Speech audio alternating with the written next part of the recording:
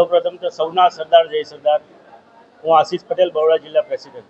મારી સાથે ઉપસ્થિત જિલ્લા ઉપપ્રમુખ એવા ભાર્ગવભાઈ પટેલ, મંત્રી શ્રી પ્રદીપભાઈ પટેલ, અમારા થુવાવીના ઉમેદવાર ભારતીય જનતા પાર્ટીના ભાવેશભાઈ પટેલ, સામેના ઉમેદવાર રાકેશભાઈ પટેલ અને ડભોઈ તાલુકાના દરેક પોલિટિકલી આગેવાન, સમાજના અગ્રણીઓ સાથે વડોદરા જિલ્લા એસપીજી સંગઠનની આખી ટીમ અહીંયા હાજર છે. બે મુદ્દા પર ખાલી વાત કરવી હતી મારે. સમાજ વિખરાયના અનુસંધાનની અંદર અગાઉ બી અમે પ્રેસ કોન્ફરન્સ કરી હતી એટ્રોસિટીના અનુસંધાનની અંદર. આજે એ સારી રીતે સમાજ વિખરાય નહીં, પાટીદાર સમાજ એકબીજા સાથે લડી ના રહે, સાથે સાથે મતભેદ હોય મનભેદ ના રહેવું જોઈએ, એની માટે આ પ્રેસ કોન્ફરન્સ કરવામાં આવી છે.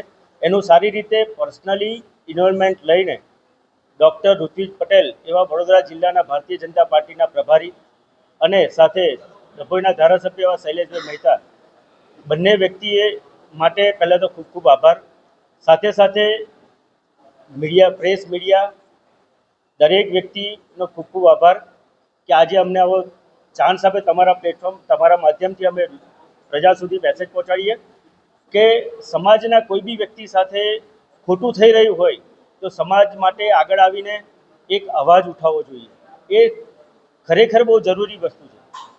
એ જ રીતે ઇલેક્શનને લીધે સમાજ વિખરાઈના, અલગ અલગ સમાજ લડી ના રહે, લડી ના મરે, ઇલેક્શન આવશે જશે, એ ખાસપણે ધ્યાન રાખવાની જરૂર છે.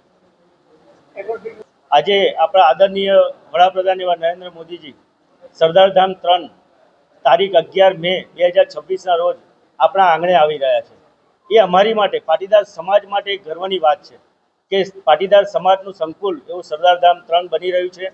સરદારધામ 3 જે વડોદરા જિલ્લાની અંદર સૌથી મોટું સંકુલ છે અને એ સંકુલ ખાલી નથી, ત્યાં શિક્ષણ, સંસ્કૃતિ, એકતા એનું પ્રતીક છે.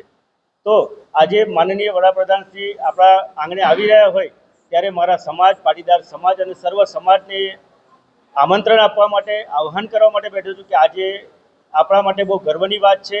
તો એમનું શાંતિપૂર્વક, સારી રીતે, ભવ્યથી ભવ્ય રીતે આપણે એમનું સ્વાગત કરીએ.